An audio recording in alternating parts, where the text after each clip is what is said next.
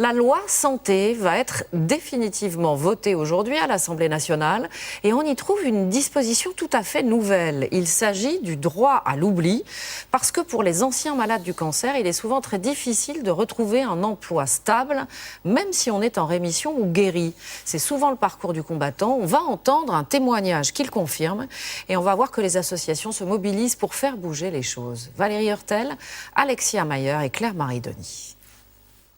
C'est dans ce jardin public, près de Strasbourg, qu'il y a 4 ans, la vie de Sabine Kirmser a connu un tournant. Elle apprend qu'elle est malade. Ma vie bascule le 1er septembre 2011 à l'annonce de mon cancer. Ma vie privée, professionnelle, ma santé, tout bascule ce jour-là. Pour se soigner, elle abandonne son CDD dans une bijouterie. Après plusieurs opérations, puis une chimiothérapie, Sabine Kirmser recherche un emploi stable. Du travail, elle en trouve, mais à chaque fois, tout s'arrête à l'issue de la période d'essai. J'ai commencé en tout 7 travails depuis mon cancer.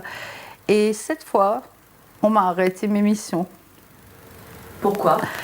À chaque fois, après une visite médicale, je n'étais plus apte à... Enfin, on ne me disait pas que je n'étais pas apte, toujours. La plupart du temps, on me disait, ouais, il y a une baisse de travail... Donc, on arrête votre contrat, alors que les autres personnes qui travaillent avec moi n'ont pas été arrêtées. Aujourd'hui guérie, elle a le sentiment que la maladie lui ferme des portes. Son dernier échec, c'était dans ce supermarché. Elle a parlé de son cancer dès le premier entretien. Elle n'a pas été prise. Ce que je dis souvent, c'est que j'ai gagné la guerre contre mon cancer, mais la guerre contre la discrimination du travail, je ne l'ai pas encore gagnée. Et je ne sais pas si je la gagnerai un jour. 3 personnes sur 10 qui travaillaient quand leur cancer a été diagnostiqué perdent leur emploi dans les 2 ans. Pour les aider, la Ligue contre le cancer organise des rencontres avec des coachs. Constance a été remerciée, elle aussi, après sa maladie.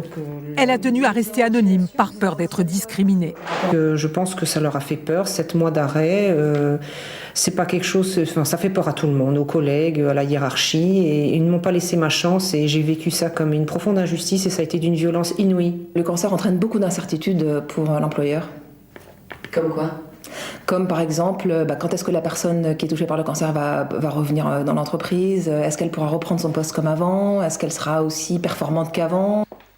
Tous pourtant le disent, le retour à l'emploi est l'ultime étape de la guérison, celle qui permet de reprendre une vie normale.